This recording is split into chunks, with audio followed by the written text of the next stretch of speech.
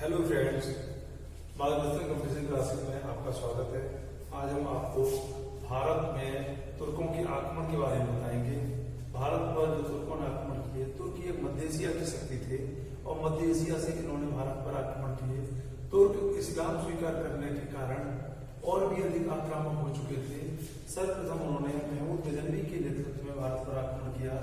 बाद में हम देखते हैं कि मोहम्मद गोरी के नेतृत्व में भी आक्रमण करते हैं, लेकिन मोहम्मद गोरी के नेतृत्व में जो आक्रमण किए गए वो बाद में किए गए, लेकिन सर्वप्रथम महमूद गजनवी के नेतृत्व में आक्रमण होते हैं। आज हम आपको फर्स्ट पार्ट में महमूद गजनवी के भारत पर किए गए आक्रमणों के बारे में बताएंगे। महमूद गजनवी के आक्रमणों के बारे में बताने से पहले महमूद गजनवी का कुछ प्रारंभिक परिचय आपको बता दिया जाए। देखिए, गजनी वंश का संस्थापक अलब्तकीन था। अलब्तकीन का जो गुलाम, ये सुबुक्तकीन जो था वो अलब्तकीन का गुलाम था। अलब्तकीन के बाद सुबुक्तकीन गजनी की सत्ता अपने हाथ में लेता है और गजनी का शासक बन जाता है। 977 ईस्वी में यामिनी राजवंश की स्थापना करता है और 986 ईस्वी में जयपाल को ये संधि के लिए बाध्य करता है। जयपाल पर यह आक्रमण करता है और जयपाल अंततः से संधि के लिए बाध्य होते हैं। 998 ईस्वी में महमूद के राज्यारोहण से पहले अपनी मृत्यु तक सुबुक्तकीन संपूर्ण अफगानिस्तान, खुरासान, बल्ख, उत्तर पश्चिम भारत के कुछ सीमावर्ती क्षेत्रों पर अधिकार कर चुका था। जब इसकी मृत्यु हो जाती है सुबुक्तकीन की, तो सुबुक्तकीन अपने दो पुत्र इस्माइल और महमूद, बड़ा पुत्र इसका महमूद था, छोटा इस्माइल था, ये इस्माइल को अपना उत्तराधिकारी बनाता है, लेकिन महमूद इसे स्वीकार नहीं करता है और अंततः उत्तराधिकारी युद्ध में विजय प्राप्त करने के बाद महमूद गजनी साम्राज्य का संस्थापक बनता है। 998 ईस्वी में महमूद अपना राज्यारोहण करवाता है। उसके बाद हम देखते हैं कि महमूद सुल्तान की उपाधि धारण करता है। सुल्तान की उपाधि धारण करने वाला ये प्रथम सुल्तान है, प्रथम मुस्लिम शासक है जिसने सुल्तान की उपाधि धारण की। यहाँ पर एक उल्लेखनीय बात यह भी है कि महमूद की सुल्तान की उपाधि को खलीफा से कोई भी मान्यता प्राप्त नहीं होती है। खलीफा कादिर द्वारा इसे मान्यता तो प्रदान की जाती है, लेकिन सुल्तान की उपाधि को मान्यता नहीं दी जाती है। खलीफा कादिर द्वारा इसे उपाधियां दी जाती हैं, वो है अमीनुद्दौला और अमीन उल मिल्लत। ये दो उपाधियां खलीफा द्वारा इसे प्रदान की जाती हैं। इसी समय ये कहा जाता है कि ये भारत पर प्रतिवर्ष आक्रमण की प्रतिज्ञा करता है और जिहाद का नारा दिया जाता है। अल कुतबी ने इसे बुद्ध शिखर कहकर पुकारा है। महमूद का यह दरबारी इतिहासकार था। फिरदौसी इसका राजकवि था। अल बरूनी एक दार्शनिक था, विद्वान था, जिसने किताबुल हिंद की रचना की है। ये महमूद गजनवी के भारतीय आक्रमण के साथ ही आया था। फिरदौसी ने शाहनामा नामक ग्रंथ की रचना की है। अब हम देखते हैं कि भारत पर जब महमूद गजनवी ने आक्रमण किए, उस समय भारत की राजनीतिक दशा क्या थी? तो भारत की राजनीतिक दशा के बारे में हम जानते हैं कि भारत विकेंद्रीकृत था। उस समय भारतीय शक्तियां विभिन्न राज्यों में बटी हुई थी, जो परस्पर एक दूसरे से ईर्ष्या रखते थे, प्रतिद्वंदिता रखते थे। अतः वो सब एकजुट होकर महमूद के आक्रमणों का सामना नहीं कर सकते थे। इसके अलावा इसकी पृष्ठभूमि में अगर हम देखते हैं तो भारत में कन्नौज पर अधिकार को लेके त्रिपक्षीय संघर्ष जो विकट रूप से कम 100 वर्ष चलता रहा। 3 राजवंशों में पाल, राष्ट्रकूट और गुर्जर प्रतिहार वंश। अंततः बेशक इसमें कन्नौज पर अधिकार करने में गुर्जर प्रतिहार वंश सफल होता हो, लेकिन फिर भी इस लड़ाई के बाद अंततः गुर्जर प्रतिहार भी इतने दुर्बल हो चुके थे कि वो संपूर्ण पश्चिम भारत पर रक्षा का भार नहीं उठा सके। या हम कह सकते हैं भारतीय शासक आसन्न तुर्कों की विकट संकट को जो भारत के सामने खड़ा हुआ था उसकी ओर अपना ध्यान नहीं लगा सके।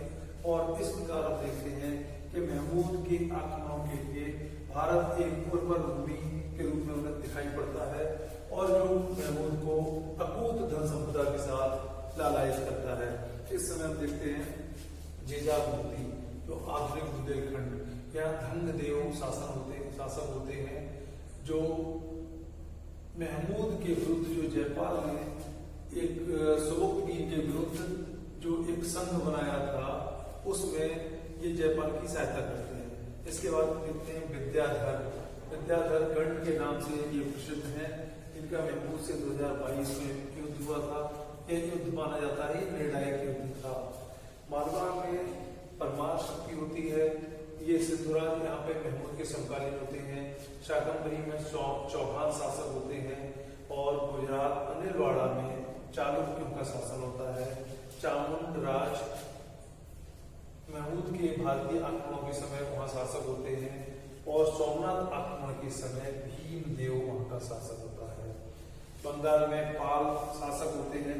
इसी समय देखते हैं दक्षिण में राजेंद्र चोल का शासन होता है। राजेंद्र चोल अपने समय का भारत का सबसे महान शासक था। राजेंद्र चोल पाल वंश के शासक महीपाल पर आक्रमण करता है। यहाँ ये दृष्टिगत होता है कि भारत में जब महमूद गजनवी के आक्रमणों से भारत लहूलुहान हो रहा था, उसी समय राजेंद्र चोल का आक्रमण महीपाल पर होता है। तो भारत अपनी क्षेत्रीय विखंडता के कारण, राजनीतिक विखंडता के कारण महमूद गजनवी के आक्रमणों का सामना करने में सक्षम नहीं हो पाता है। अब हम उत्तर पश्चिम भारत के राज्यों को देखते हैं तो अफगानिस्तान और पंजाब क्षेत्र में हिंदू शाही या ब्राह्मण शाही राजवंश का राज्य था। इनकी राजधानी बहरीन में थी। अटक के पास में जयपाल शासक थे। इनका पहला सामना सोबुकदीन से साथ हुआ है। सोबुकदीन से संघर्ष होता है। जयपाल की लगातार पराजित होने के बाद महमूद गजनवी से फिर अंततः वो आत्महत्या कर लेते हैं और उनके पुत्र आनंदपाल शासक बन जाते हैं। आनंदपाल से भी महमूद का संघर्ष होता है। आनंदपाल के नेतृत्व में भी एक भारतीय नरेशों का एक संघ बनाया जाता है, लेकिन संघ भी अंततः पराजित होता है। फिर हम देखते हैं कि त्रिलोचन पाल और भीमपाल शासक बनते हैं और हिंदू शाही राजवंश की सीमाएं सिमटती चली जाती हैं। इसके बाद हम देखते हैं कि 1021 तक आते आते हिंदू शाही राजवंश समाप्त हो जाता है। कश्मीर में हम देखते हैं कि रानी दिद्दा कारकोट वंश की रानी थी। इसका शासन होता है और जिस समय कश्मीर पर महमूद गजनवी ने आक्रमण किया था, उस समय त्रिलोचन पाल जो होते हैं संग्राम राज, यहाँ पर लोहर वंश के शासक होते हैं और त्रिलोचन पाल के साथ मिलकर महमूद से संघर्ष करते हैं, लेकिन अंततः पराजित होते हैं। मुल्तान में इस्माइली शासक फतेह दाऊद होते हैं। सिंध में हिब्बारी राजवंश होता है। और अच्छा, अब बात यहाँ पर आती है कि भारत में आक्रमण के उद्देश्य क्या थे। भारत में आक्रमणों के उद्देश्य की अगर बात करें तो अधिकांश इतिहासकार इस बात से सहमत हैं कि महमूद गजनवी का सर्वप्रमुख और सर्वप्रथम उद्देश्य जो था धन प्राप्ति ही था। यद्यपि उसने आक्रमण का उद्देश्य भारत में इस्लाम का प्रसार और बुद्ध परस्ती को समाप्त करना बताया है, लेकिन वास्तविक कारण है भारत से वो धन प्राप्त करके मध्य एशिया में अपने साम्राज्य को सुरक्षित रखना चाहता था, अपने साम्राज्य का विस्तार करना चाहता था। इसीलिए उसे धन की आवश्यकता थी, जिससे वो एक मजबूत और बड़ी सेना खड़ी कर सके।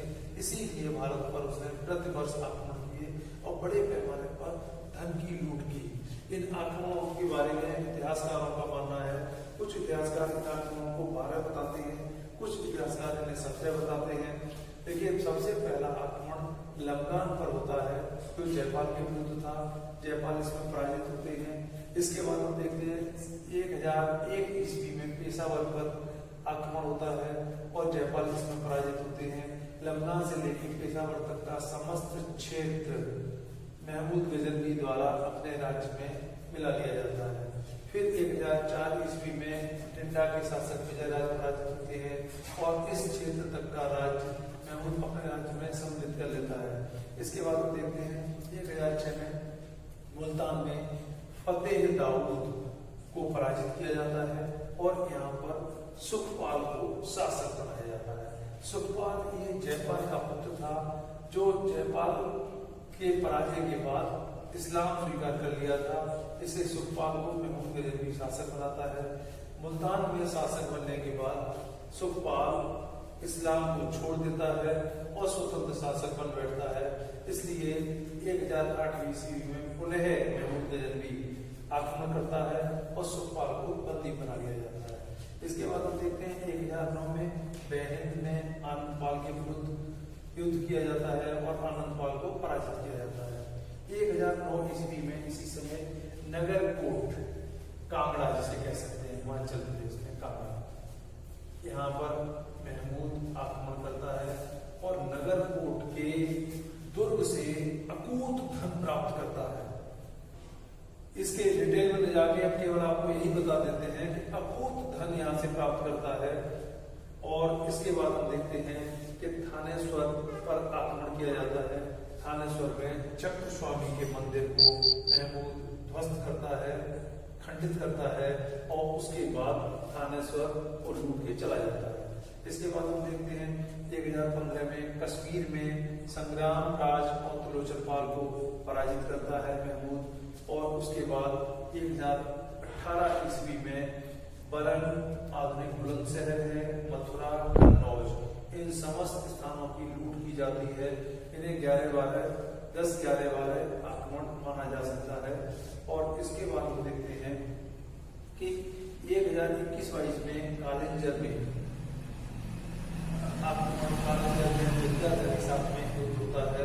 उसका कारण यह था कि कन्नौज में जब महमूद गजनवी ने आक्रमण किया था तो कन्नौज का गुर्जर प्रत्यावर्ष का शासक जो राज्यपाल होता है वो कन्नौज से पलायन कर जाता है। इसलिए राज्यपाल को कालिंजर के शासक द्वारा दंडित किया गया था। इसलिए कालिंजर में युद्ध होता है और अंततः ये युद्ध अनिर्णायक रहता है। इसमें किसी की भी जय पराजय नहीं होती है।